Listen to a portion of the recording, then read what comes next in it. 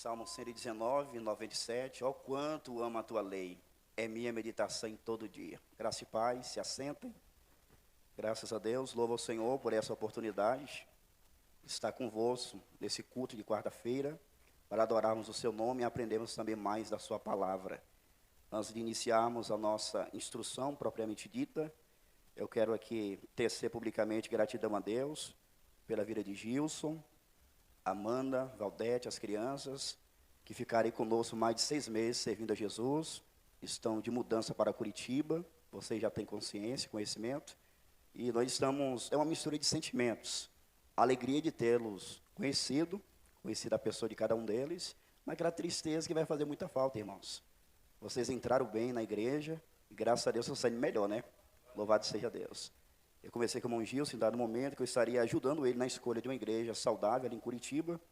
Eu entrei em contato com o pessoal lá, uma igreja bíblica bem centrada, porém muito distante da localidade que eles vão morar.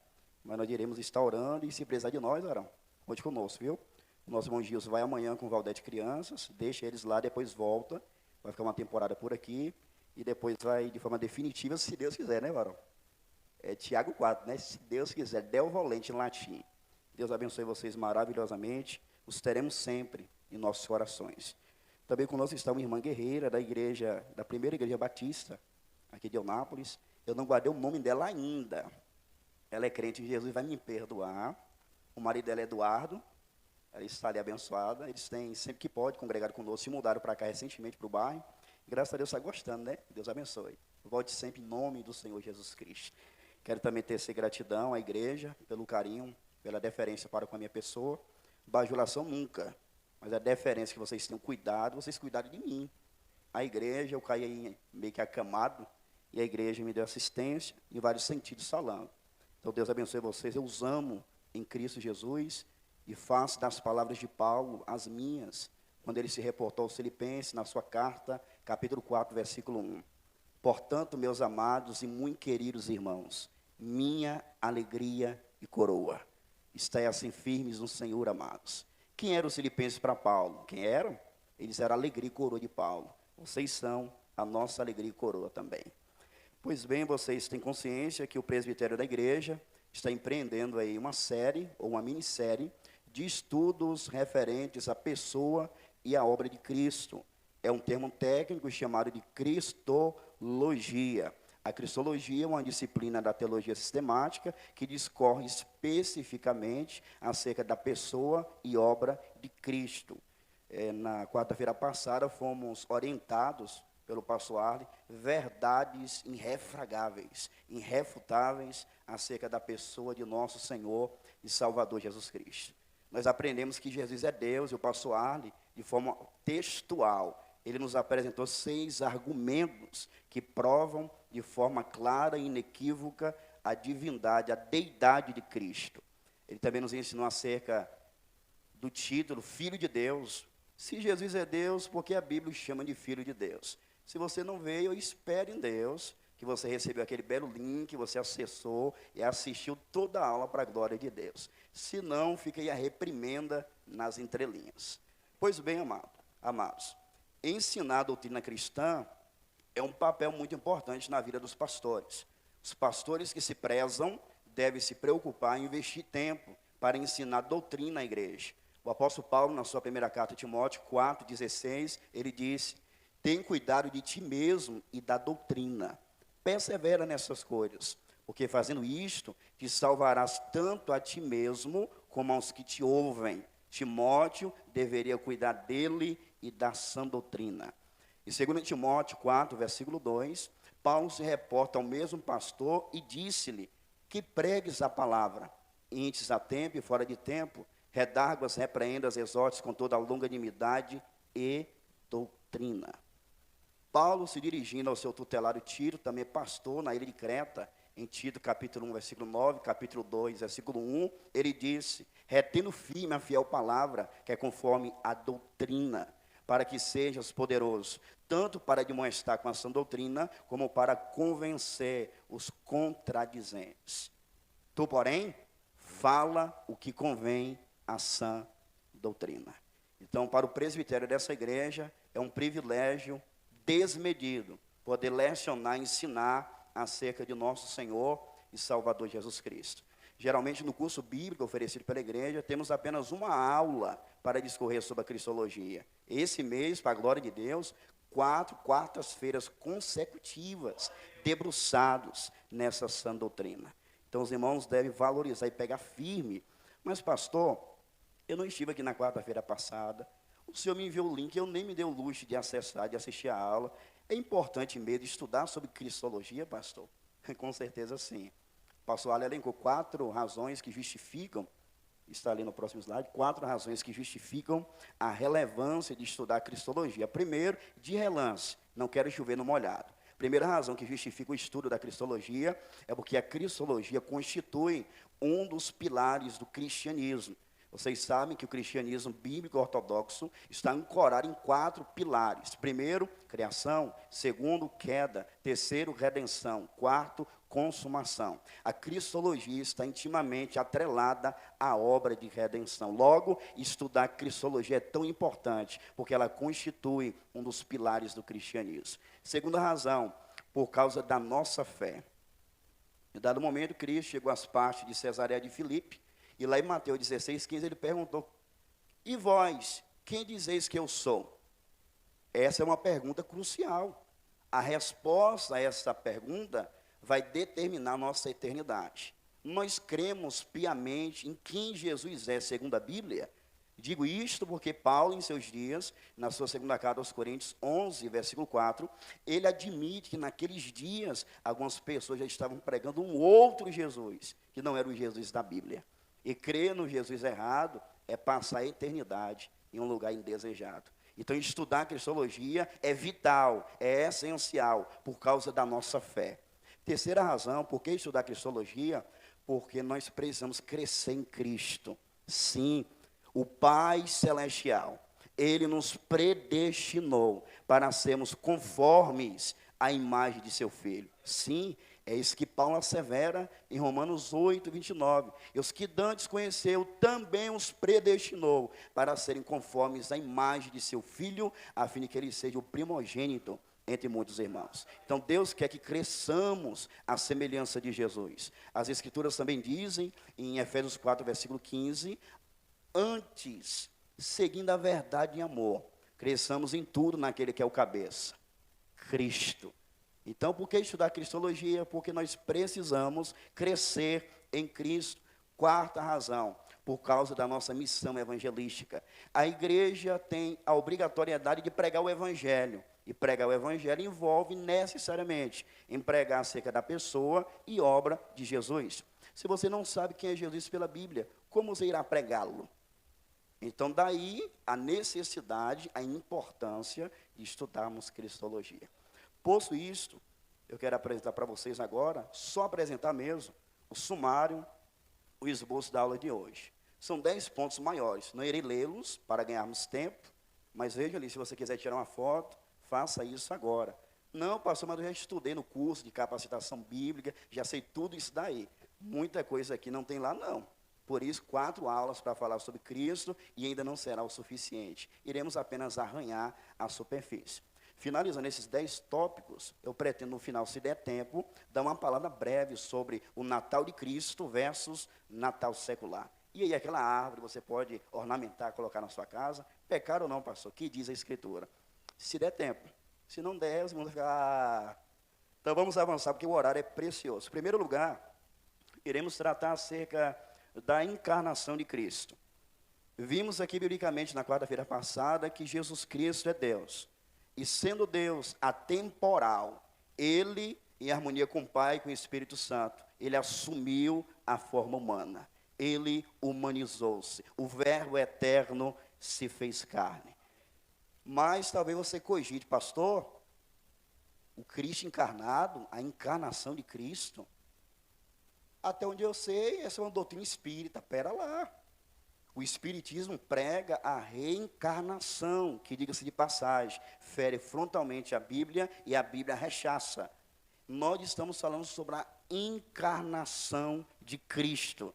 É a doutrina que ensina que Jesus Cristo, sendo plenamente Deus, ele veio à terra assumindo a forma humana sem deixar de ser Deus. Ou seja, na encarnação de Jesus, ele não vai subtrair a sua divindade, ele apenas vai adicionar a sua humanidade. E isso está na Bíblia, com certeza. João, na sua primeira carta, capítulo 1, versículo 1, ele abre a sua carta dizendo: aquele que era desde o princípio, aquele que vimos com os nossos olhos, que temos contemplado, e as nossas mãos tocaram da palavra da vida. Naquela época existia uma seita, um movimento sectário, o gnosticismo docético, que negava que Jesus veio em carne. Eles acreditavam, em face, pela influência do dualismo filosófico, que a matéria era essencialmente má e o espírito é essencialmente bom. Logo, o corpo é a prisão da alma, é a prisão do espírito. O corpo, a matéria, é má. Logo, eles não admitiam que Jesus, sendo Deus, se fez homem. Aí João começa a sua carta dizendo pelo contrário: aquele que era desde o princípio, aquele que vimos com os olhos, aqueles que temos contemplado, aquele que temos contemplado, e as nossas mãos tocaram nele. Ele teve um corpo humano, sim. Ele se fez carne, sim. Nós tocamos nele, nós o abraçamos, ele encarnou. E há vários textos, veremos alguns deles na noite de hoje. Vamos agora em João capítulo 1, versículo 14, no telão com o pastor Arlan. João capítulo 1, versículo 14, a famigerada passagem que discorre sobre isso. E o verbo se fez carne e habitou entre nós. E vimos a sua glória como a glória do unigênito do Pai, cheio de graça e de verdade. E o verbo se fez carne. Que verbo é esse? Vocês sabem, vocês principalmente os que vieram na quarta-feira passada. Capítulo 1 de João, versículo 1. Enarré, enrologos, cairologos, emprostonteon, caiteos, enrologos. No princípio era a palavra, o verbo. E o verbo estava com Deus. E o verbo era Deus. Quem é esse verbo que se fez carne? Deus. O verbo eterno, Jesus Cristo. E o verbo se fez carne.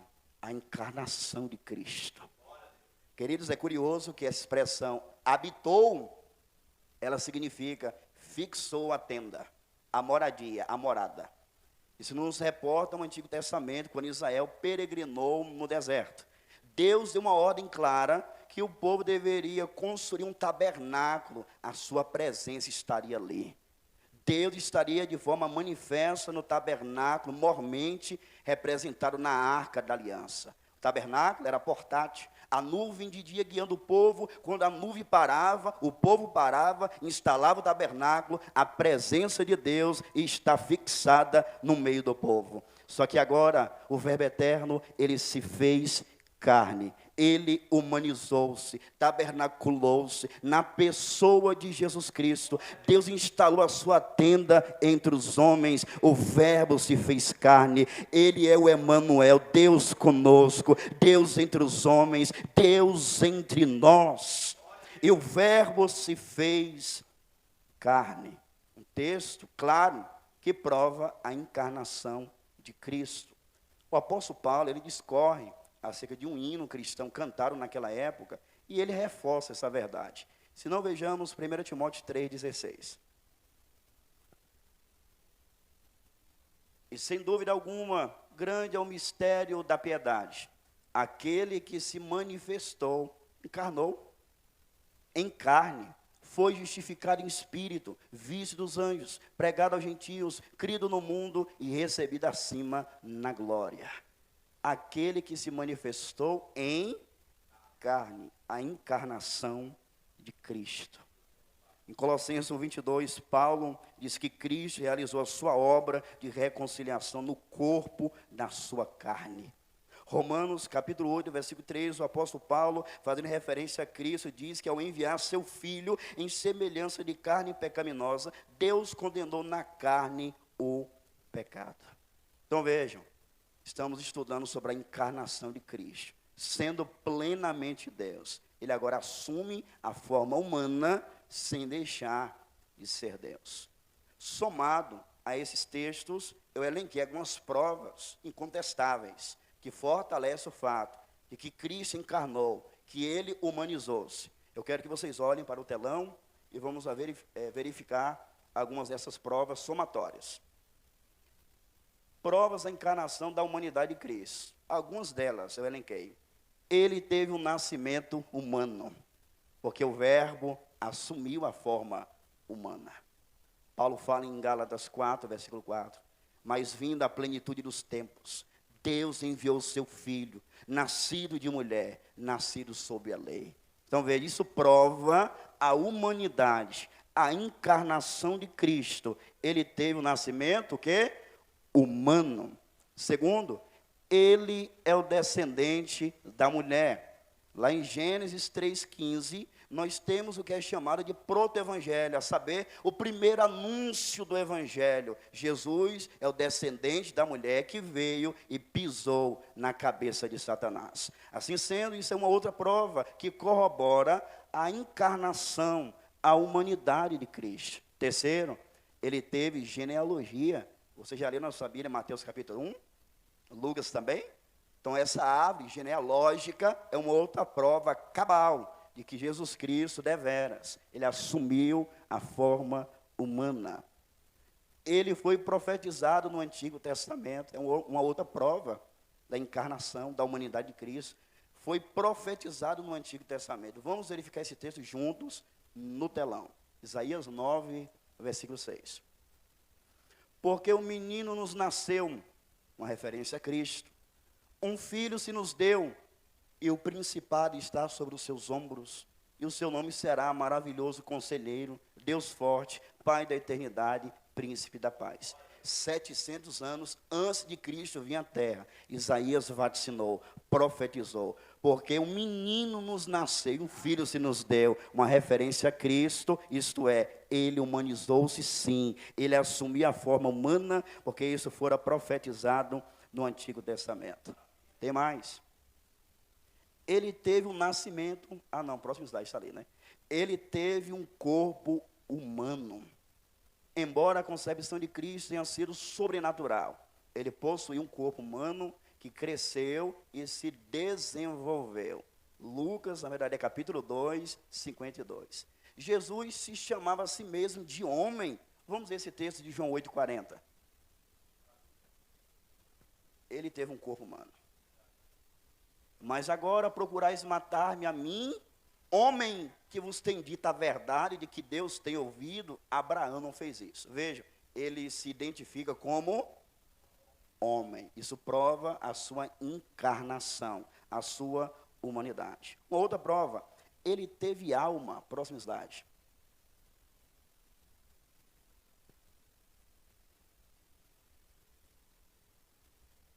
Ele teve o quê? Alma, sua alma no Getsêmani angustiou-se. Ele sentiu fome, foi tentado no deserto, 40 dias, 40 noites jejuando, e depois ele sentiu o quê? Porque ele assumiu a forma humana. Ele não tinha a aparência de homem, ele veio verdadeiramente como homem, mas sem pecar, como veremos mais adiante. Ele sentiu sede na cruz, ele diz, tenho sede. Ele se cansou, sentou no poço de Jacó, se lembram? Onde iniciou-se ali a confabulação com a mulher de Samaria, a samaritana. Ele se cansou porque ele humanizou-se. Ele chorou, João 11, 35. Ele recebeu nome humano. Vamos ver Mateus 1, 21.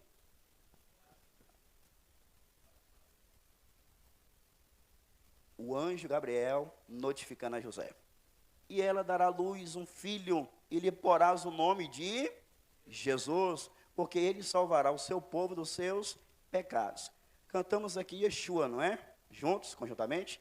Nós temos ali uma contração do nome Yehoshua, que é o nome hebraico para Jesus em grego, que é Jesus, que para o português, Jesus significa o Senhor é a salvação. Então veja, Jesus recebeu o nome humano, porque o verbo deveras se fez carne.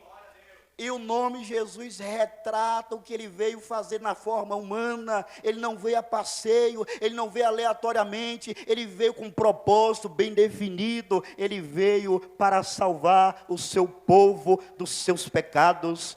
E Paulo ratifica em 1 Timóteo 1,15, esta é uma palavra fiel, que Cristo Jesus veio ao mundo para salvar os pecadores, dos quais eu sou o principal. Se ele recebeu o nome humano, é porque de fato ele assumiu verdadeiramente a forma humana. Mas tem mais um argumento aqui. Dentre tantos outros, ele é chamado de homem na Bíblia. 1 Timóteo 2,5, porque há um só Deus e um só mediador entre Deus e os homens, Jesus Cristo, homem. Então vocês verificaram textualmente acerca da encarnação de Cristo. Mas talvez você esteja perguntando, qual é a importância disso, pastor? A importância disso é muito grande. Mas, se uma pessoa, ela negar que Cristo assumiu a forma humana, essa pessoa não é cristã, não.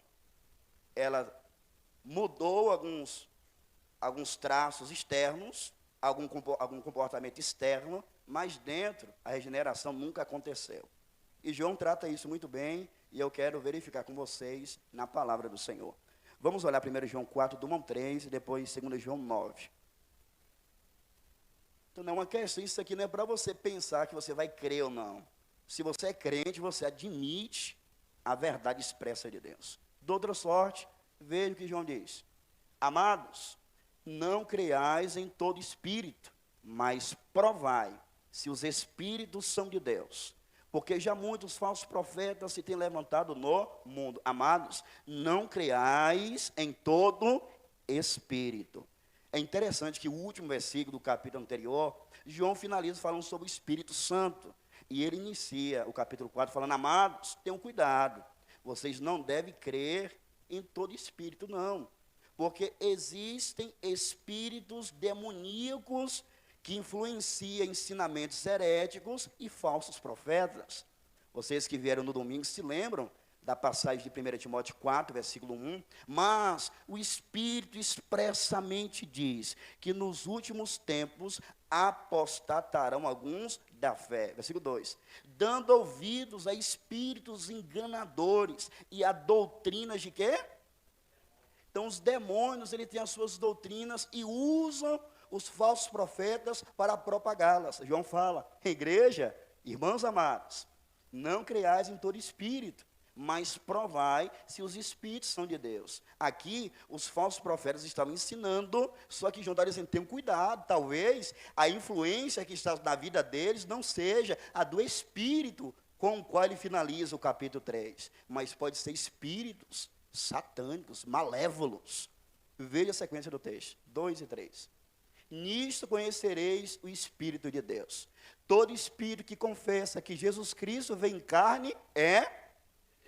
Então, se uma pessoa admitir que Jesus humanizou-se, que ele instalou sua tenda entre nós, queridos, é de Deus, é salvo, é crente. Se você aceita essa veracidade escriturística, de que Jesus tomou a forma humana sem deixar de ser Deus, louvado seja o Senhor, você é um cristão. Mas o oposto disso, versículo 3. E todo espírito que não confessa que Jesus Cristo veio em carne, não é de Deus, mas este é o espírito do anticristo, do qual já ouvistes que há de vir, e eis que está já no mundo. Então, quem negar a encarnação de Cristo, é uma pessoa que não é crente, não.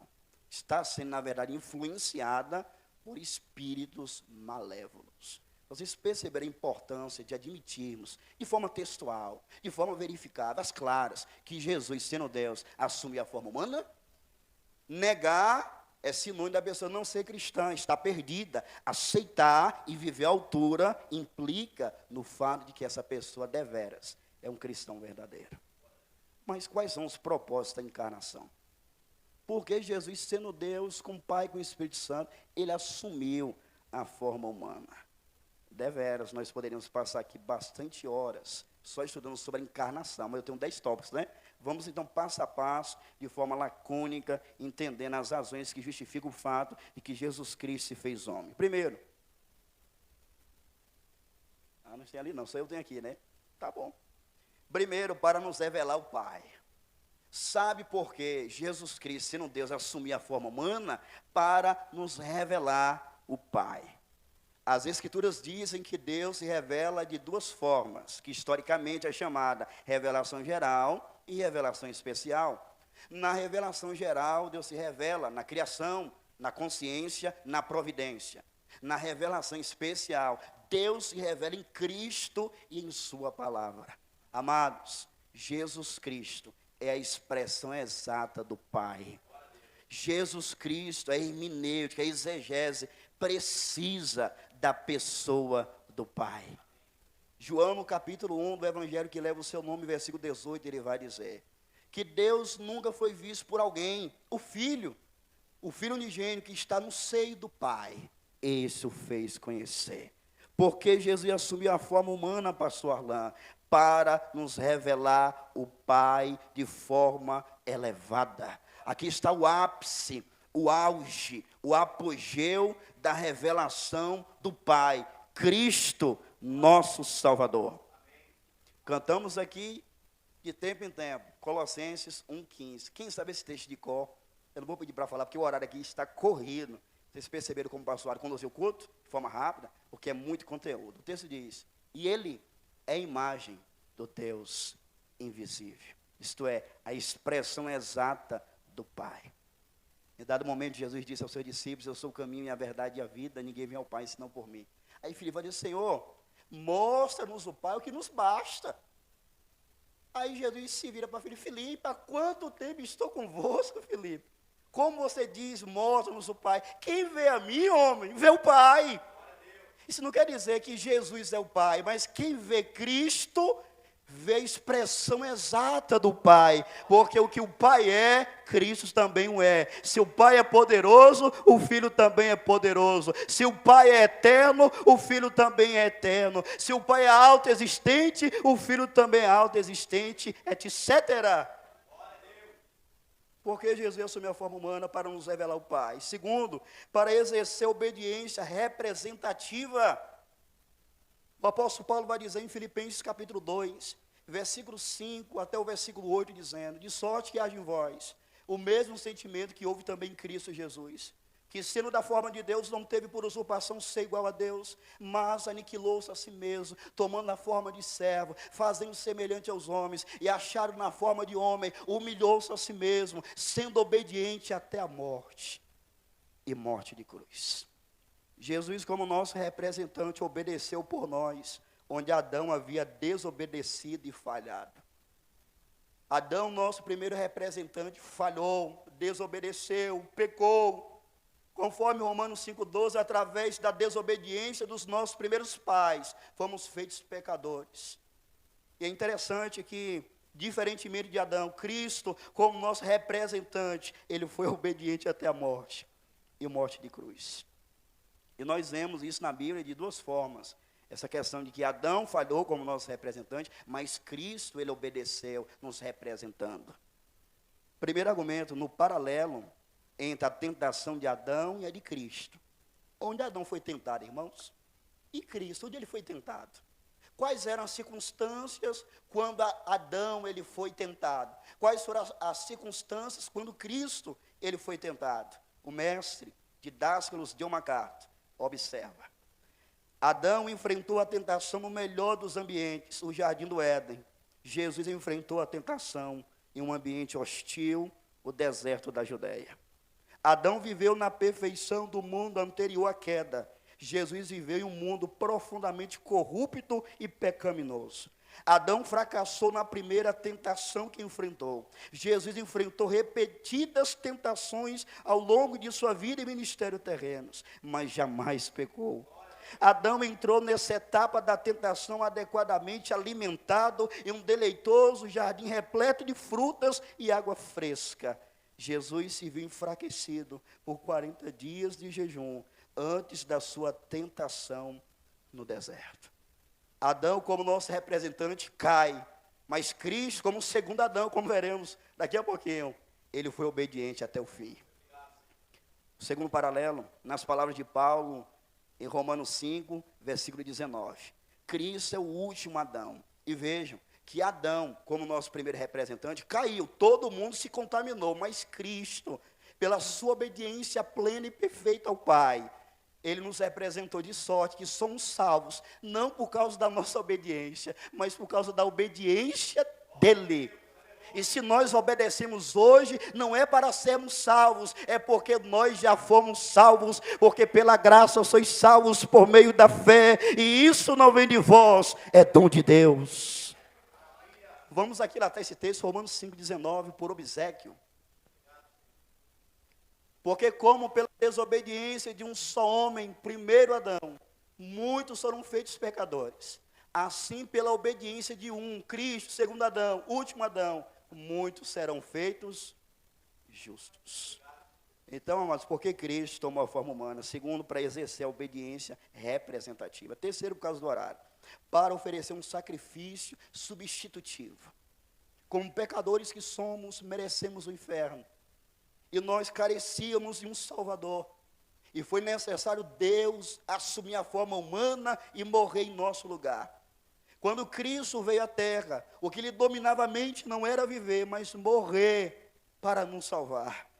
Ele, por amor a nós, desceu do céu, por amor a nós, se vestiu de pele, de carne humana, Ele nos amou, e foi necessário Ele assumir a forma humana para oferecer um sacrifício substitutivo, vicário. Ele, amados, sofreu, morreu em nosso lugar. Foi necessário Deus assumir a forma humana, porque a penalidade por causa dos nossos pecados é a condenação eterna. Foi necessário o Eterno assumir a forma humana e pagar um preço, para que pudéssemos estar livres da condenação eterna e pudéssemos ter vida eterna. Quarto argumento, para destruir o diabo. Até então o diabo tem pintado e bordado. A morte, ele tem domínio. Mas quando Cristo assume a forma humana e morre na cruz, meus amados, Jesus Cristo venceu Satanás, aquele que tem o império da morte, aquele que matava quando queria, agora não. Cristo, ele venceu a morte na sua ressurreição. Agora, o diabo só mata quem Deus permitir, porque Jesus Cristo venceu o diabo e triunfou sobre a morte. Veja Hebreus 2,14 e na sequência 1 João 3, versículo 8. E visto como os filhos participam da carne e do sangue, também ele participou das mesmas coisas, encarnação, para que pela morte aniquilasse o que tinha o império da morte, isto é, o diabo. Jesus, assumindo a forma humana e morrendo na cruz, ele vence o nosso arqui-inimigo. E João, na sua primeira carta, 3, versículo 8, vai dizer: quem comete pecado é do diabo, porque o diabo peca desde o princípio. Para isto, o Filho de Deus se manifestou, assumiu a forma humana, encarnou, para destruir as obras do diabo. O pecado que outrora nos dominava, não nos domina mais, porque Cristo destruiu na nossa vida com as obras do diabo. Quinto argumento, que mostra para nós o porquê Cristo assumiu a forma humana, para assegurar a glorificação do corpo dos cristãos. O nosso corpo hoje suscetível. Fiquei privado de congregar convosco sábado e domingo, que sofrimento. É o corpo falível, corruptível, que vai se deteriorando, que está suscetível, passivo à flacidez, a rugas, a doenças, a epidemias, a moléstias, a pandemias. Mas as Escrituras Sagradas asseguram que Deus promete salvação, não apenas para a nossa alma, mas também para o nosso corpo. Veja o Romanos 8, 23 comigo, por favor.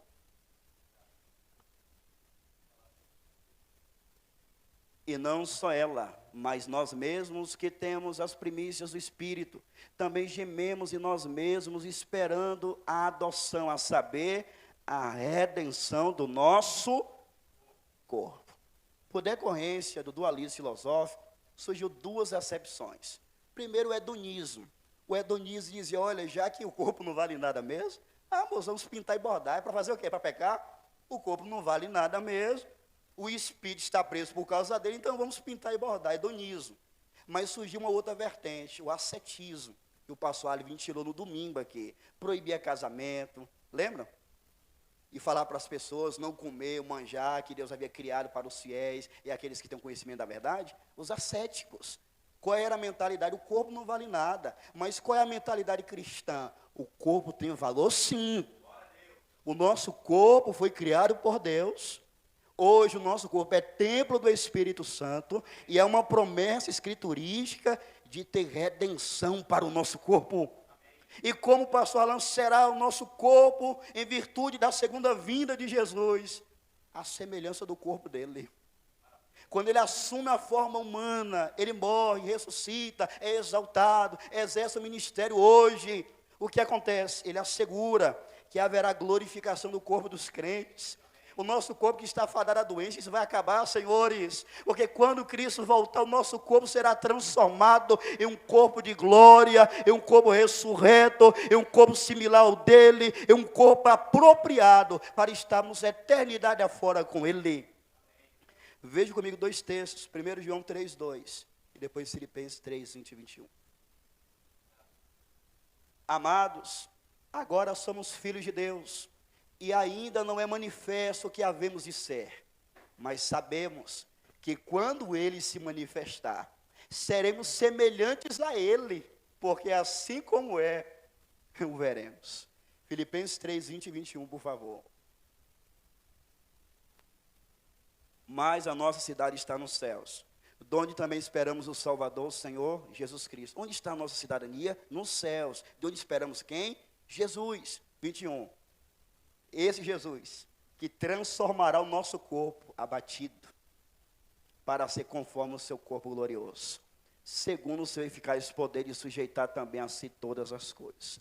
Isso implica dizer que independente da forma que o cristão morra na terra, muitos foram cremados, muitos foram estraçalhados pelos animais ferozes. Nesse dia, o corpo dos crentes vai ressurgir dentre os mortos, será glorificado e com a parte imaterial passará a eternidade afora na presença de Deus.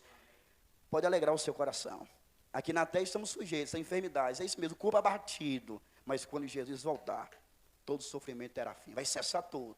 Triunfo eterno, eternidade afora. Glória a Deus. Sexto, porque Cristo assumiu a forma humana para dar um exemplo de vida. A vida terrena do Salvador é apresentada a nós como um padrão de vida que deveríamos viver hoje em dia. Quando Cristo assume a forma humana e vive como viveu, aí nós temos o paradigma, nós temos o padrão que devemos procurar imitar. Tem muitas pessoas que querem imitar tudo e todos, mas não querem, não desejam imitar a Jesus Cristo. O foco da nossa vida é olhar para Jesus Cristo e nos assemelharmos a Ele. Até porque, como dito anteriormente, Deus o Pai nos predestinou para sermos semelhantes a Jesus. Olhe para Jesus, leia a sua Bíblia, encontre Cristo, fique fascinado com Cristo, mas viva como Cristo viveu. Antes de dar qualquer passo, de verbalizar qualquer palavra, de tomar qualquer decisão, pergunta, em meus passos, o que faria Jesus? Jesus, quando assumiu a forma humana, ele estabelece para nós outros um padrão de vida cristã. Se ele não tivesse assumido a forma humana, nós não teríamos esse padrão. Mas como ele se encarnou, nós temos. E com o poder dele, com a graça dele, com o auxílio do Espírito Santo, meus amados, nós iremos avançar em obediência crescente, nos assemelhando ao Senhor Jesus Cristo. Guarde isso. Deus quer que você se pareça com Cristo. A forma que nós vivemos, a forma que nós tratamos as pessoas, devemos pensar, eu preciso imitar a Cristo. Ele veio assumir a forma humana e estabelecer um padrão de vida. Eu devo me embasar nesse padrão e procurar viver. Colossenses 2, versículo 6, como pois recebestes o Senhor Jesus Cristo, assim também andai nele. 1 João 2, versículo 6, aquele que diz que está nele, também deve andar como ele andou. Eu já lhes contei uma história, quero recapitular, de um missionário que foi em um lugar, em uma aldeia, pregar o evangelho. E ele pregou quem? Cristo. Ele pregou a cristologia. Ele pregava acerca da pessoa, da obra de Jesus, de tal maneira que quando ele foi pregando acerca de Cristo, de repente, amados, o aldeão daquela aldeia falou, peraí, esse homem já esteve aqui já. Não, moço, eu estou falando de Jesus, de Cristo. Pois é. Tudo que você está falando, a forma dele, o caráter dele, o perfil dele, esse homem já esteve aqui. Pedi, olha, traga aqui uma foto, aquela foto lá. Trouxeram a foto, lá estava a foto de um missionário, com o pessoal daquela aldeia. Ok, olha aqui, é esse mesmo que você está pregando aí, olha. Qual é a ideia aqui, qual é a tônica? Aquele missionário que havia passado por lá anteriormente se parecia tanto com Jesus, que aquele aldeão teve dificuldade, só pode ser a mesma pessoa. É assim, amados, devemos olhar para Cristo e vivermos a semelhança dele. Então veja, a encarnação de Cristo já é 20 horas e 15 minutos. Vamos então para o próximo ponto, temos ainda 9, e se der tempo a questão do Natal, hein? Vamos lá? Se vocês me permitirem, já que eu não pude congregar no sábado e domingo, pastor, acelera, faça a vigília. Eu vou embora. Segundo tópico, o nascimento de Cristo. Queridos, Cristo sendo plenamente Deus eterno, ele assumiu a forma humana e nasceu no tempo e na história. Natal vem de natalício, dia do nascimento. Jesus Cristo, nosso Redentor, ele assumiu a forma humana e nasceu. Ele veio ao mundo. O que a Bíblia Sagrada diz acerca do nascimento de Cristo? Muita coisa. Por exemplo, o nascimento de Jesus fora vaticinado no Antigo Testamento. Eu creio piamente que vocês se lembram de Isaías 7,14. Eis que uma virgem conceberá e dará à luz a um filho, e chamarão o seu nome Emanuel, que conforme Mateus capítulo 1, versículo 23, traduzido é Deus conosco. Uma profecia estava estabelecida acerca do advento e do nascimento de Jesus. Qual foi o tempo? Quando Cristo nasceu. Isso é fascinante. Gálatas 4, versículo 4. Mas, vinda a plenitude dos tempos, Deus enviou o seu Filho, nascido de mulher, nascido sob a lei. Quando Cristo ele foi enviado pelo Pai à terra, na plenitude dos tempos, isto é, no momento exato, no momento cabal, no momento delineado pela própria divindade, o Filho nasceu, ele veio ao mundo. Quando as condições religiosas, culturais e políticas exigidas pelo seu plano perfeito haviam atingido o seu auge, Jesus nasceu da Virgem Maria. Profecia, o tempo, na plenitude dos tempos, a maneira. A sua concepção foi virginal. Isso é fascinante. Eu quero ler com vocês Lucas, capítulo 1, versículos 26 ao 38. E no 6º mês foi o anjo Gabriel enviado por Deus a uma cidade da Galiléia chamada Nazaré, a uma virgem desposada. Alguém sabe o que significa a palavra desposada? Bem rápido, levante a mão e responda para nós. Maria estava desposada, noiva, comprometida em casamento. E diga-se de passagem, esse noivado aqui equivale ao casamento civil hoje. Para que fosse dissolvido era necessário o divórcio. Pois bem, há uma virgem desposada com um varão cujo nome era José, da casa de Davi, e o nome da virgem era quem? Ela, Maria. E entrando o anjo onde ela estava, disse: salve, agraciada, o Senhor é contigo, bendita és tu entre as mulheres. E vendo ela, turbou-se muito com aquelas palavras, e considerava que saudação seria esta. Disse-lhe então o anjo: Maria, não temas, porque achaste graça diante de Deus. E eis que em teu ventre conceberás, e darás à luz um filho, e por-lhe-ás o nome de Jesus. Até aqui está ótimo. Vejam. Nós vamos pegar só o versículo 31 ali, rapidinho. É 32. Este será grande e será chamado filho de quem? Do Altíssimo. E o Senhor Deus lhe dará o trono de Davi, seu pai. 31, filho, por obséquio. 32, vai no 33. E reinará eternamente na casa de Jacó, e o seu reino não terá fim. Isso aqui dá pano para manga, que nós, como dispensacionalistas, revisados, mas não dá para a gente entrar no mérito, nós a gente vai aqui perder o fio da meada. Pois bem, o anjo enviado por Deus, Gabriel, notificou a Maria. Maria aceita, nos versículos subsequentes, o plano de Deus. De repente, José toma conhecimento: aí eu vou ter que deixar essa mulher. José, irmãos, era um homem justo e não queria infamá-la. Como assim eu nunca me deitei com ela e ela está pejada, ela está grávida? Como assim? Qual é a lógica humana?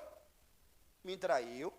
Segundo Deuteronômio 22, apedrejamento, mas José, descendente da tribo de Davi, ele era justo, ele não queria infamar Maria, ele tentou deixá-la secretamente, ele ia pedir o divórcio e ia ficar por isso mesmo. Mas vejam, Deus visitou José em sonhos, falou, nada disso, meu caro. Ela não está gerada, ele não é fruto de imoralidade, não, é fruto do Espírito Santo. Jesus, irmãos, foi gerado no ventre de Maria.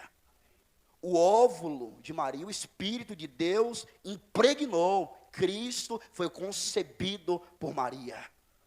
De forma mirabolante, miraculosa. Aqui nós temos um dos grandes milagres do cristianismo, a concepção virginal de Cristo.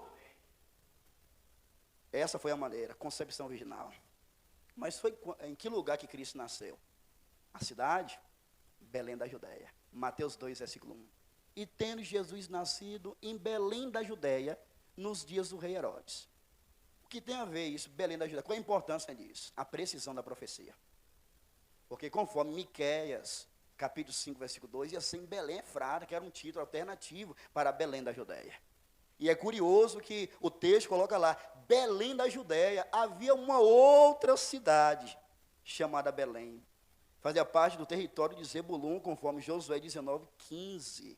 Mas veja a precisão da profecia. Ele nasceu onde estava vacinado. Ele nasceu onde estava profetizado. Em Belém da Judéia, como estava na profecia, na palavra de Deus. Jesus nasceu. O Filho de Deus veio ao mundo para salvar os homens. Posto isso, vamos ao terceiro tópico. A união hipostática de Cristo.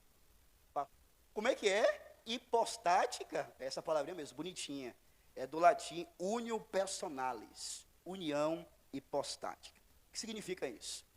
Quando Cristo, sendo plenamente Deus, ele assume a forma humana, nós temos a junção das duas naturezas de Cristo em uma pessoa só. Cristo é plenamente Deus, mas agora é verdadeiramente homem. E isso é chamado tecnicamente de união hipostática. E Paulo, combatendo as heresias que haviam se infiltrado e combatia a saúde doutrinal e espiritual da igreja que estava em Colossos, Paulo, ele assevera essa verdade. Olhe comigo para o telão, Colossenses 2, versículo 9. Porque nele quem? Jesus, habita corporalmente toda a plenitude da divindade. Esse texto, ele é explícito e eloquente e mostra para nós o seguinte: Cristo, sendo Deus, ele se fez homem sem deixar de ser Deus, porque nele habitou corporalmente toda a plenitude da divindade.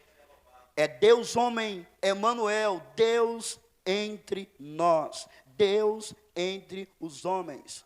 Os cristãos mais antigos chamavam assim, olha, Jesus é 100% Deus e 100% ou plenamente Deus e verdadeiramente homem. Isso diz respeito à união hipostática de Jesus Cristo.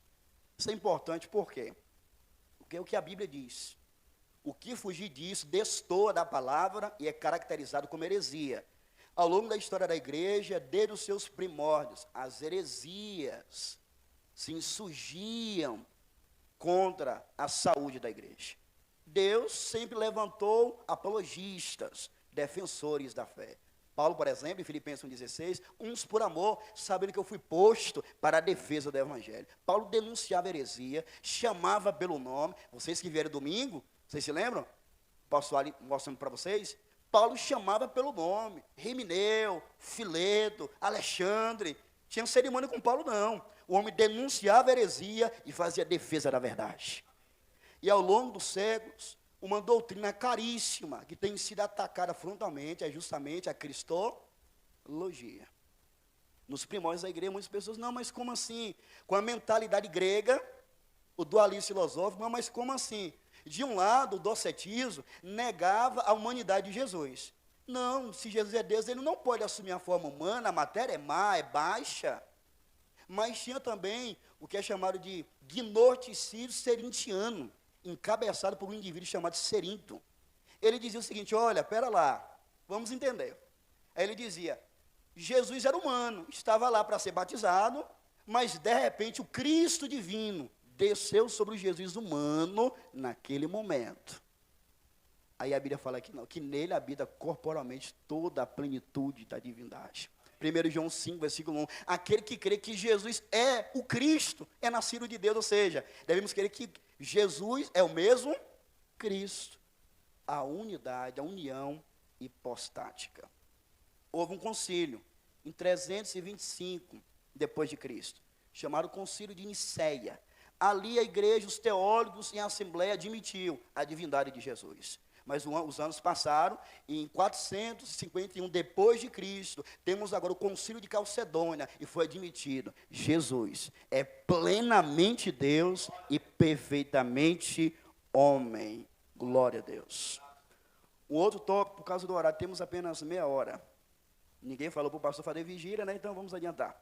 O autoesvaziamento de Cristo.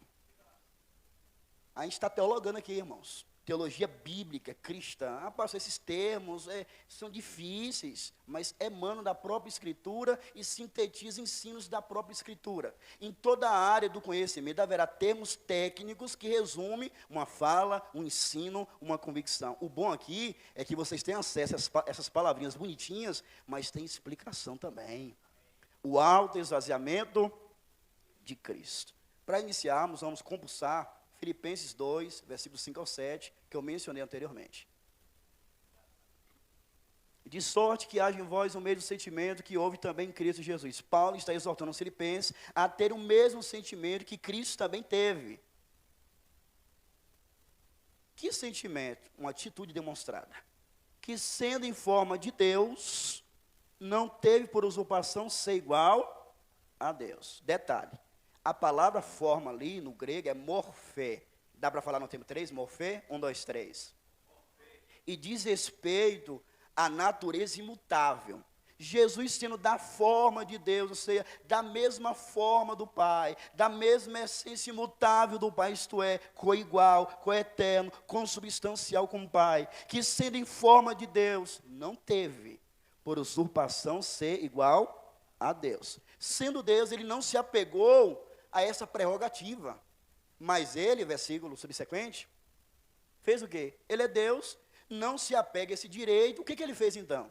Mas, entretanto, todavia, contudo, aniquilou-se a si mesmo, tomando a forma de servo, fazendo semelhante aos homens. Só o contexto, para a gente entender aqui a palavra, aniquilou-se ou esvaziou-se. Paulo está apelando à igreja filipense a humildade. Versículo 3, nada faça isso por contenda ou por vanglória, mas por humildade. Cada um considera os outros superiores a si mesmo. A humildade é essencial para a unidade. Aí Paulo, para fortalecer a exortação para a humildade, ele dá o exemplo de quem? De Cristo. Ele lança a mão da humilhação de Cristo, que sendo Deus, não se apegou a essa prerrogativa, mas se aniquilou para morrer em nosso lugar. O ponto de Paulo era o seguinte: olha, vocês devem ser humildes, meus caros, a semelhança de Cristo. Vocês não devem se ocupar apenas com aquilo que pertence a vocês, não. Olha o versículo 4. Não atente cada um para o que é propriamente seu, mas cada qual também para o que é dos outros. Cristo não se apegou a essa prerrogativa, mas se esvaziou em benefício dos homens. Então vocês devem ser humildes como Jesus Cristo. Vocês devem deixar algumas prerrogativas pelo bem-estar da fraternidade. Deu para entender? Entendemos o texto dentro do contexto. Mas o ponto é, o que significa a expressão aniquilou-se ou esvaziou-se? Vem do verbo kenel, esvaziou-se, aniquilou-se. É daí que os teólogos escolheram a palavra kenosis, ou o esvaziamento de Cristo. Nota que Cristo, sendo Deus, ele não se apegou a esse direito, mas fez o quê? Esvaziou-se. Então, é a kenosis, o esvaziamento de Cristo. É daí que surgiu as chamadas teorias kenóticas de Cristo. E você que me ouve, precisa me ouvir com mais atenção ainda. Redobre a sua atenção. É a partir dessa expressão, aniquilou-se, esvaziou-se, que surgiam as chamadas teorias kenóticas. O que significa, pastor Alan, Jesus ter se esvaziado? Ele deixou de ser Deus? Então veja a importância disso aqui. Vou mostrar para vocês 3 teorias majoritárias. Iremos nos posicionar bíblica e doutrinariamente. Em primeiro lugar, a primeira teoria é chamada de teoria do esvaziamento parcial. Essa teoria ensina o seguinte, olha, Cristo sendo Deus, ele se esvaziou de algum dos seus atributos inerentes, como onisciência, onipresença e onipotência. Então, essa teoria vai dizer, Cristo se esvaziou de quê? De alguns dos seus atributos. Com Bíblia falando, isso aí é balela. Porque nele habita corporalmente toda a plenitude da divindade. É teoria do esvaziamento total. Alguns dizem, olha, Jesus se aniquilou, sabe em que sentido? Ele deixou de ser Deus quando ele assumiu a forma humana. Ele era Deus, mas ele deixou de ser Deus quando ele assumiu a natureza humana. Ah, mas pensar assim é dizer que Jesus cometeu o suicídio da divindade. Deus deixou de ser Deus? Essa teoria também não faz nenhum sentido, eu não tenho tempo para combater biblicamente essas teorias. Mas a terceira teoria que nós subscrevemos, que é a teoria do esvaziamento dos privilégios. Segundo essa teoria, quando Cristo aniquilou-se, ele renunciou voluntariamente a alguns dos seus privilégios, como, por exemplo, a visibilidade da sua glória. Ele sendo totalmente glorioso, ele agora vai se limitar nesses termos, dessa glória não está mais visível. Nós temos um relance dessa glória lá no Monte da Transfiguração, em Mateus 17, de forma temporária. Cristo se transfigurou de forma temporária. Então, nós cremos que Cristo se aniquilou dos seus privilégios. Ele renunciou a alguns dos seus privilégios, como a visibilidade da sua glória. Veja comigo, João 17:3, por favor, no telão.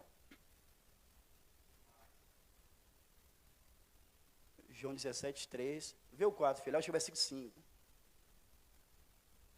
Versículo 5.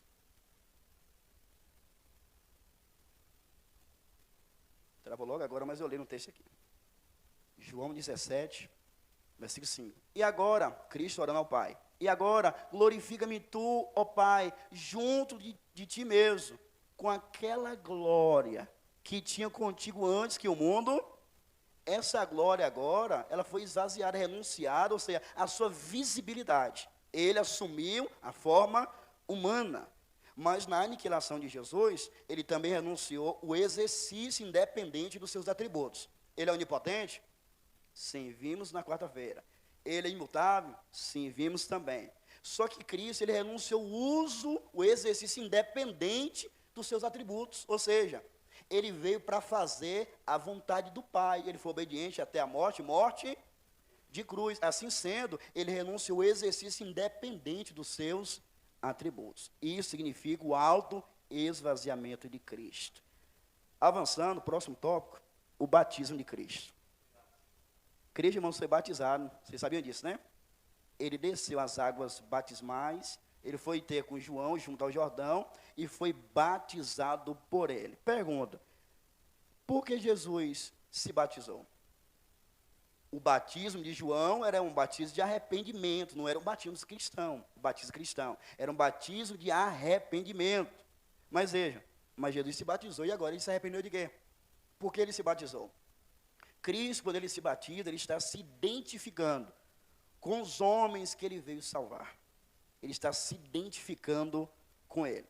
E mais, quando Cristo se batiza, ele está se manifestando a Israel. É isso que João fala em João capítulo 1, 29 ao 34. Vamos lá. Palavra de João Batista. No dia seguinte, João viu a Jesus, que vinha para ele e disse, eis o Cordeiro de Deus que tira o pecado do mundo. Este é aquele do qual eu disse, após mim, vem um homem que foi antes de mim, porque já era primeiro do que eu. E eu não o conhecia, mas para que ele fosse manifestado a Israel, vim eu, por isso, batizando com água. 32. E João testificou dizendo, eu vi o Espírito descer do céu como uma pomba e repousar sobre ele.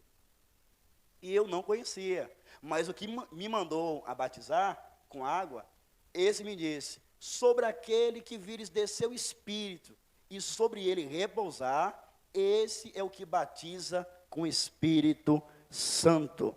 Jesus se batizou, se identificando com os pecadores e se manifestando a Israel. Mas vamos avançar por causa do horário. Por que o Espírito Santo desceu sobre Cristo no batismo? Qual o significado, a significância disso? Queridos, no Antigo Testamento, como veremos daqui a pouquinho, 3 grupos de pessoas eram consagradas com óleo. E o óleo na Bíblia, vocês já estudaram conosco, a pneumagiologia, e vocês vão se lembrar que o óleo é um tipo do Espírito, biblicamente falando.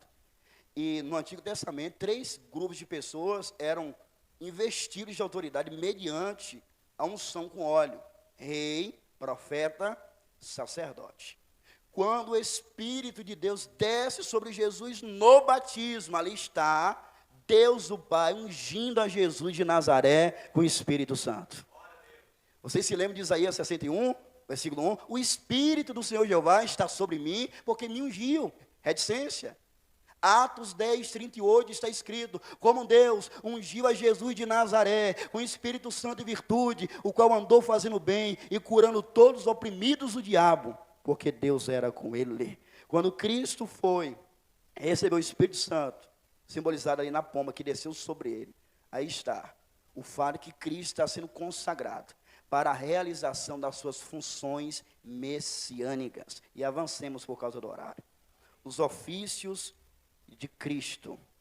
Está declarado: profeta, sacerdote e rei. O saudoso Meyer Pirman, um pastor judeu e escocês, comenta o seguinte acerca disso: na época do Antigo Testamento havia 3 classes de mediadores entre Deus e seu povo: o profeta, o sacerdote e o rei. Cristo, como perfeito mediador, vocês se lembram? Há um só mediador entre Deus e os homens. Cristo, como perfeito mediador, reúne em si mesmo os 3 ofícios. Ele é o Cristo profeta, que ilumina as nações; o Cristo sacerdote, que se ofereceu como sacrifício pelas nações; e o Cristo rei, que reina sobre as nações. Então isso aqui endossa a questão do Espírito Santo descendo sobre ele. Ele foi consagrado. Aqui está o ministério tríplice de nosso Senhor e Salvador Jesus Cristo. Ele é o profeta, o sacerdote e o rei. Glória a Deus. Que benção. Vamos avançar aqui. A impecabilidade de Cristo. Agora o negócio esquenta. A impecabilidade de Cristo. Queridos, a Bíblia nos ensina de forma clara que Jesus foi tentado reiteradas vezes. O ponto pacífico é que Jesus Cristo não pecou. Logo, a impecabilidade de Cristo. Eu quero ler com vocês só um texto, por causa do horário, Hebreus capítulo 4, versículo 15, que mostra que em tudo ele foi tentado, mas ele não cedeu à tentação, ele não pecou, ele é impecável, é plenamente santo. Porque não temos um sumo sacerdote que não possa compadecer-se das nossas fraquezas, porém um que, como nós, em tudo foi tentado, mas sem, ele é impecável. Eu destaquei algumas provas bíblicas, além dessa declaração, que fortalece o fato da impecabilidade de Cristo. Jesus não conheceu o pecado, 2 Coríntios 5, 21. Aquele, como é que diz o texto, pastor? 2 Coríntios 5, 21. Isso, aquele que não conheceu o pecado, o fez pecado por nós, para que nele fôssemos feitos justiça de Deus. Detalhe, aquele que não conheceu pecado, se fez pecador por nós, se fez pecado. Então, se você já falou, não, Jesus, ele assumiu o nosso pecado, ele foi pecador, você peça perdão a Deus. Porque Jesus, ele não foi feito pecador, ele se fez pecado. Por quê? Porque ele assumiu o nosso lugar. Ele recebeu em si as penalidades legais por causa dos nossos pecados. Então, Jesus não conheceu o pecado porque ele é impecável. Jesus desafiou seus opositores se havia alguém que poderia acusá-lo de pecado. João 8,46. Jesus é justo. 1 Pedro 3,18, 1 João 2,1. Ele era o Cordeiro Imaculado. 1 Pedro 1,19. Em Jesus não existia pecado. 1 João 3,5, Hebreus 4,15. Mas agora nós temos uma discussão. Cristo não pecou, ponto pacífico. Tudo ok. Mas agora no protestantismo, do cristianismo tem duas vertentes, que vai dizer o seguinte: uma vai dizer que Cristo não pecou, está certo, mas ele poderia ter pecado. O outro grupo, olha, Cristo não pecou, mas ele não poderia pecar. Essa é a discussão. Então eu quero apresentar aqui rapidamente, lendo por causa do horário, porque se eu for falando, eu vou falando mais informação, e eu posso destoar aqui do foco. Em latim, a impecabilidade, não posso pecar, que significa, não posso pecar. Essa acepção diz o seguinte: Cristo, ele foi tentado, só que ele não poderia pecar. A outra diz o seguinte em latim, fala assim, é escrito em latim: não posso não pecare. Ou seja, Cristo poderia ter pecado. Aqueles que defendem que Cristo poderia ter pecado, usam que argumento? Dois principais. Primeiro, até mesmo humanos não caídos são capazes de pecar. Eles pegam o exemplo de Adão. Adão foi criado perfeito, mas Adão foi tentado e pecou, caiu. Aí eles dizem, não, Jesus também não foi feito verdadeiramente homem. Então, assim como Adão, ele cedeu à tentação e pecou, Cristo também poderia, diz essa linha aqui. Segundo argumento, se Jesus não poderia pecar, então as tentações não foram reais, porque se a tentação é real, é porque a possibilidade da pessoa pecar. Até que parece que essa acepção está corretíssima. Mas eu dou duas respostas, vamos para cá daqui. Primeiro, embora seja verdade que Adão, ele foi feito perfeito e caiu, o mesmo não pode ser verdade quanto a Cristo. Porque embora Adão era perfeito, mas não era Deus entre os homens. Jesus Cristo, perfeitamente homem, mas é Deus encarnado. Ele não poderia pecar. No segundo caso, de fato as tentações foram reais. Foram reais sim. Mas o propósito da tentação, ou das tentações, guarde isso. O propósito das tentações não era verificar se Cristo poderia pecar. Esse não era o propósito. Será que Cristo pode pecar? Não. As tentações foram para mostrar que ele não podia pecar. Porque a Bíblia revela quem Cristo é.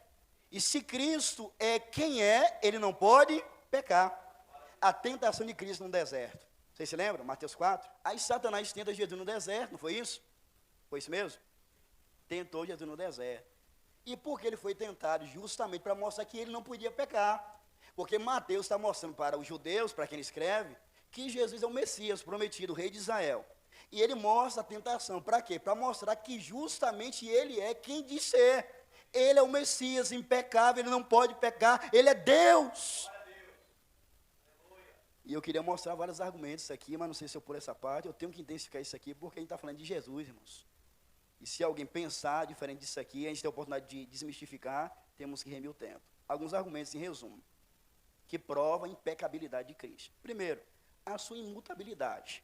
A Bíblia diz que Cristo é imutável. Hebreus 13, versículo 8. Jesus Cristo é o mesmo ontem, hoje e eternamente.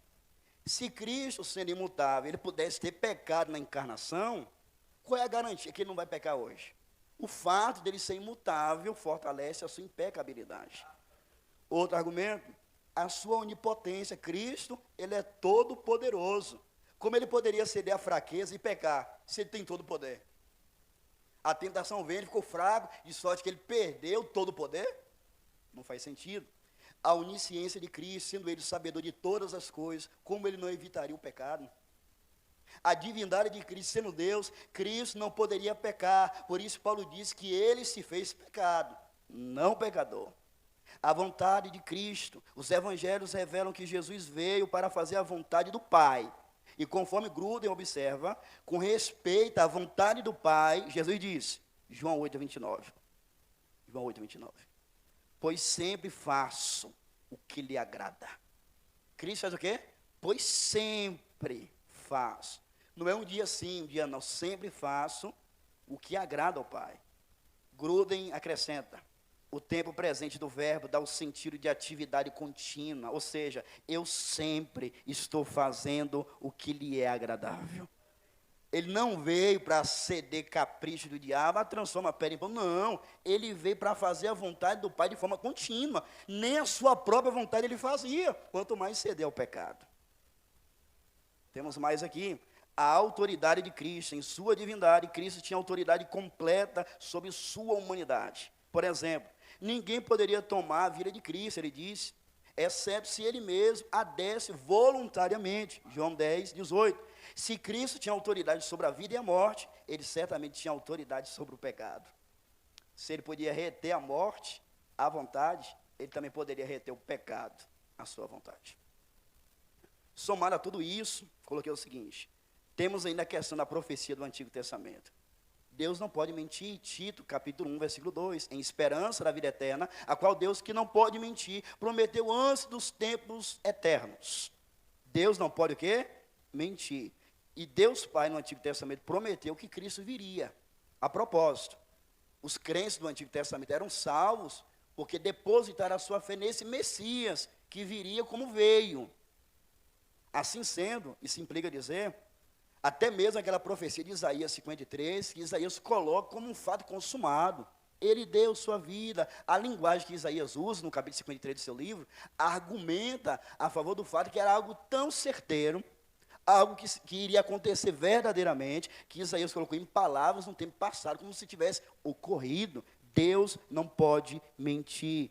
Logo, Jesus não poderia ter pecado.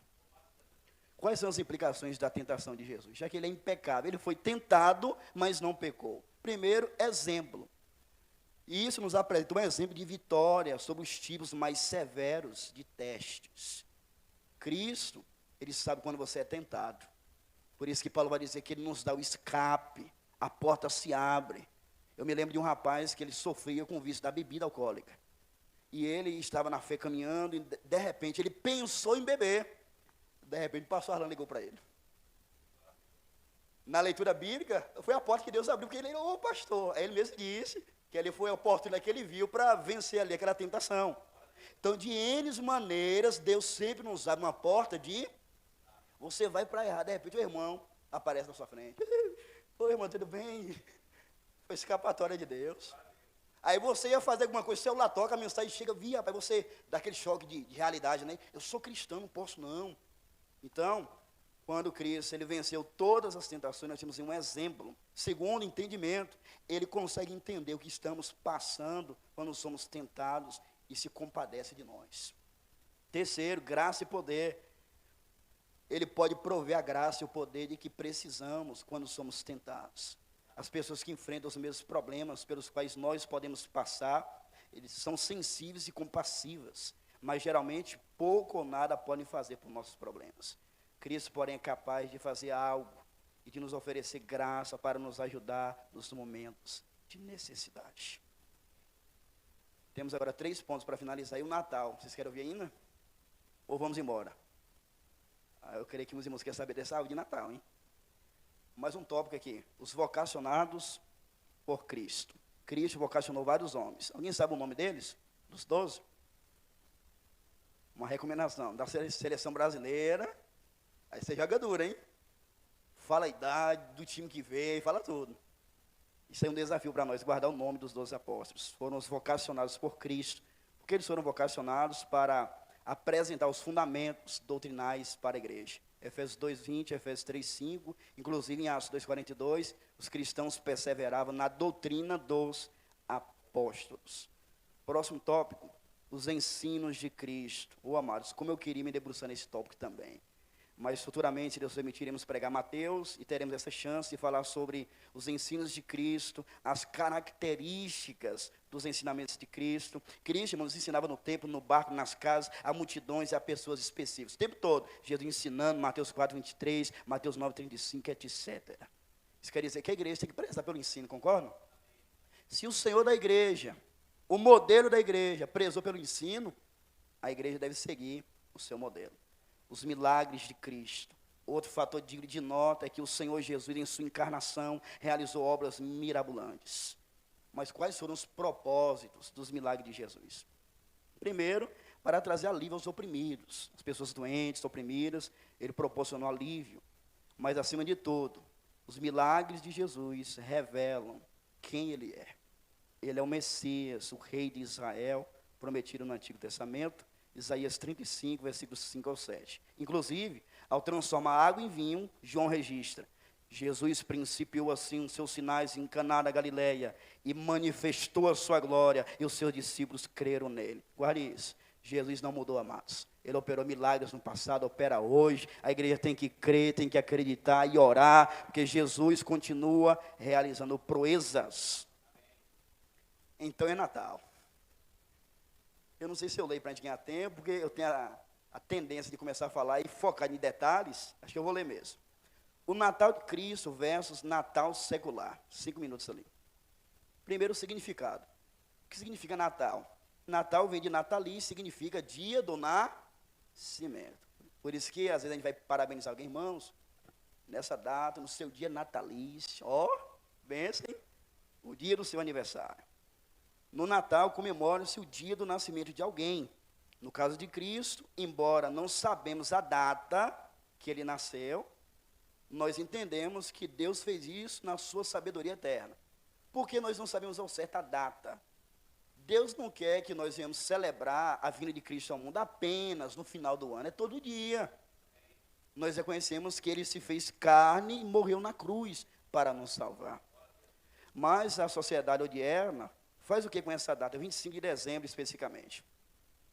O que eles fazem? É consumismo, comércio, ó,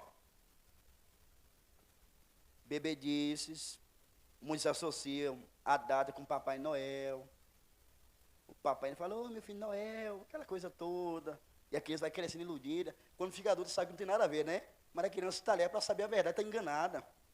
Então, o Natal secular prega o quê? Consumismo, luxúria, comida, bebida, festejo. Mas é interessante que 25 de dezembro foi colocado a partir do ano 300 e alguma coisa, da era cristã. E é interessante que muitos mesmo falam, não, Natal Jesus nasceu. Mas se olha para o Natal deles, rapaz, não tem nada a ver com Jesus, irmãos. Passa longe. Nós, como cristãos, podemos lançar mão dessa data, embora não sabemos ao certo, para expressarmos o verdadeiro espírito natalino. Enquanto a sociedade faz o dia 25 de dezembro uma ocasião para beber, para luxar, para o consumismo, o cristão sábio pode lançar mão dessa data, ciente que nós não sabemos ao certo o dia que Jesus nasceu. Mas nesse dia ele pode fazer muita coisa que expressa o verdadeiro espírito natalino. Suicídio, os índices, lá em cima. Pais que hoje olham para trás, perdeu a família. Nessa época do ano, tristeza, vou me matar. O índice de suicídio vai lá em cima, por várias razões. Furto, assalto, lá em cima. Pessoas cometendo latrocínio, lá em cima. E a igreja? A igreja deve expressar o verdadeiro espírito natalino. Primeiro a igreja tem que festejar, poder lançar a mão da data e reconhecer que Jesus nasceu, se Cristo veio ao mundo, foi para mim salvar, foi para salvar os homens, bendito seja o nome do Senhor. Na sequência vem muita coisa, olha, já que os parentes estão reunidos, viajaram, estão na cidade, opa, vou dar atenção, vou cuidar, vou me divertir, vou sorrir. Você lança a mão da data, expressa o verdadeiro espírito natalino, até porque, 1 Timóteo 5,8, mas se alguém não tem cuidado dos seus, e principalmente dos da sua família, negou a fé e é pior do que infiel. Opa, a família está reunida, eu sou cristão, vou aproveitar, vou dar atenção, mas também vou pregar. Expressando o verdadeiro espírito natalino nessa época do ano, pregando o evangelho como nunca. Muitas pessoas morrendo, o índice lá em cima, a igreja pregando com intensidade, a igreja intercedendo com intensidade. Então a igreja lança a mão da data e expressa o verdadeiro espírito natalino. O que evitar nessa data do ano, normalmente 25 de dezembro? Fuja do consumismo, pregado pela sociedade, ensine às suas crianças que o Natal de Jesus nada tem a ver com Papai Noel. Mas e agora a questão da árvore de Natal, da ornamentação? É pecado, não é pecado? Pode, não pode? E agora? Muitos dizem que podem, ou muitos dizem que é pecado. E se baseiam em dois argumentos centrais. Crente, árvore de Natal em casa, ornamentação, é pecado, porque eles dizem, é de origem pagã. E tem uma história antiga, uma das histórias mais antigas acerca do Natal, queria falar, mas é 9 horas. Se for para continuar, aquele dedinho indicador lá em cima. Aí se você que não puder, eu posso te liberar também. Mas e agora, eu falo ou não falo? Mão direita lá em cima para mim falar essa história em resumo. Dá para falar mesmo. Segundo essa história antiga, tudo começa com a família noética. Noé teve 3 filhos, Sem, Cã e Jafé. De Cã surgiu Cuxi, filho de Cã, neto de Noé. De Cuxi surgiu Nimrod. Nimrod era pervertido, tomou liberdade com a mulher do próprio pai, a sua mãe, se casou com a sua mãe, pervertido, e mais, se declarou Deus Sol, a mãe, a rainha dos céus. Em dado momento, Nimrod era um guerreiro, ele foi assassinado.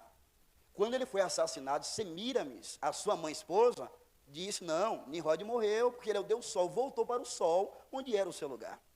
O tempo passa e Semíramis aparece pejara, grávida, e a alegação foi, não, Nimrod voltou. O Deus Sol voltou. A criança nasce e ela dá o nome de Tamuz. Tamuz, criança, está brincando na floresta, e de repente, em cima de um tronco, uma besta fera o matou. Naquele tronco onde Tamuz foi assassinado por aquela besta fera, surgiu um pinheiro. Semíramis pega aquele pinheiro, leva para sua casa, diz que era dia 25 de dezembro, começou a comemorar, mas antes da comemoração, 40 dias de choro, 40 dias ininterruptos, jejum.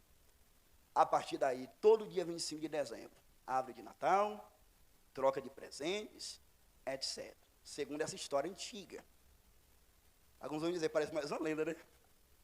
Pois bem, aí segundo essa história antiga, não, o Natal tem origem nisso aí, olha. Foi passando de cultura a cultura, com uma nova roupagem, até chegar no Império Romano, e de repente, no dia 25 de dezembro, era celebrado o Natalis Solis Invicto, o nascimento do sol invencível, inexpugnável, invencível. Aí veio lá um padre, esqueci o nome, acho que é Júlio I, salvo engano, e cristianizou a data. Não, pera lá, o sol é Jesus. Aí pegou o texto de Malaquias e criou aquilo, e a partir de então, a data 25 de dezembro. Então, quem não aceita a árvore de Natal, essa ornamentação, fala de origem pagã. Olha a história. O segundo argumento que eles usam é o seguinte: a Bíblia condena. Aí vai pegar a Bíblia e fazer a violência, né? Você vai ter que falar o que eu quero agora. Aí vai fazer a violência sexual. Bem, eu acho que não dá por causa do horário, viu? Eu queria te ouvir, mas deixa para a próxima. Vamos aqui em Jeremias 10, 3 ao 5, por favor, rapidinho. Queria te ouvir, guerreiro, mas me entende aí, viu? Tem irmãos que moram longe e precisa que finalizemos rápido aqui. Jeremias 10, versículos 3 ao 5. Porque os costumes dos povos são vaidade, pois cortam do bosque o madeiro, obra das mãos do artífice, com machado. Com prata e com ouro enfeitam, com pregos e com martelos o firmam, para que não se mova. Ou seja, à primeira vista, olha, igualzinhos. Pega lá o pinheiro e ornamento e tal, e está na Bíblia. Mas a igreja toda é hermenêutica, recentemente. Texto sem contexto é pretexto. Olha o versículo 5. São como a palmeira, obra torneada, mas não podem falar. Ou seja, o ponto aqui era idolatria. As pessoas faziam com a árvore, ornamentava para cultuar, como ídolo, para servir. Dificilmente uma pessoa hoje, por mais que seja ímpia, vai comprar uma árvore de Natal para falar assim, olha, eu vou adorar. Dificilmente, irmãos. Pode ter pessoa que faz, creio que age, mas dificilmente. Esse texto não está falando sobre a árvore de Natal. Esse texto está falando sobre a idolatria do povo que pegava uma árvore, cortava com machado, ornamentava com ouro, para cultuar, para adorar. Então vimos que as alegações daqueles que dizem que é pecado, caíram por terra na noite de hoje. Mas e agora? Pode ou não pode? Historicamente, o que é verificável historicamente é que Lutero, em dado momento, nessa época do ano, não sei se foi essa época do ano ou foi em janeiro, não lembro bem, irmãos, ele pegou lá uma árvore, ornamentou para os seus filhos. Nada de idolatria, só para se alegrar com a família, nada de pecado nisso aí. Então, o que nós temos mais próximo de nós é o caso de Lutero, que nada tem a ver com essa história e com essa fundamentação insustentável. Então, nós cremos que não é pecado o Cristo ornamentar a sua casa, mas eu tenho aqui algumas orientações para ninguém me interpretar mal e sair daqui colocando palavras na minha boca. Orientação pastoral importante. Primeiro, embora não seja pecado, não mandamos ou proibimos ninguém. Talvez alguém nem fazia isso, não colocava em casa. Aí eu estou explicando que não é pecado, e alguém ia falar, não, eu mesmo só coloquei porque o pastor falou lá. Não mandei você comprar nada, colocar nada. Não me interprete errado. embora não seja pecado, não mandamos ou proibimos ninguém. Cada cristão é livre para decorar sua casa ou não. Essa é uma questão de consciência. Se para você é pecado, então não faça. Mas se para você não tem dificuldade, se você quiser, aí é contigo. Segunda orientação, caso você decore sua casa, nessa época do ano, coloque os enfeites, a árvore, certifique-se das suas intenções. O que você pretende com isso? Eu mesmo, minha família está uma bagunça, mas eu quero postar nas redes. Minha casa, fim de ano e tal. Se certifique, qual é a sua motivação? Terceiro, se você decora a sua casa, esteja disposto a ser criticado por irmãos incautos. Porque muitos são na outra linha, é paganismo e tal. Então, se você quiser, se prepare, viu? Para para mim chorando, não, pastor, não sei para que você foi naquele estudo. Estava tranquilo, depois que eu tomei consciência que não é pecado, eu coloquei lá e o pessoal me criticando, eu não aguento isso não. Pois é, caso você decida decorar, esteja preparado para sofrer eventuais críticas por parte de irmãos incautos e pessoas ímpias que têm um entendimento desvirtuado. Se você decorar a auto-orientação, não critique quem não decora. Eu coloquei lá, o pastor mostrou lá tudo certinho e tal, o irmão é atrasado, viu? O irmão lento. Não, você não pode criticar e depreciar seus irmãos. Por fim, caso você não queira decorar, não julgue quem decore. Não quero não, pastor e tal, eu nunca fiz isso, e tem muitas pessoas pagãs que fazem, eu não vou fazer isso não. Meu irmão, eu passei na porta dele, meu Senhor. Menina, nem te conto, né? Papo de algumas mulheres, menina, nem te conto. Foi o quê, menina? Passei na casa do pastor ali, rapaz. O negócio piscando lá, parei, olha o que era. Então, se você não vai decorar, não quer decorar, não julgue quem decora. Então, de forma pueril, é basicamente isso. Sobre os peros que podem, você não pode faltar quarta-feira, irmãos. Temos muito a aprender acerca de Jesus.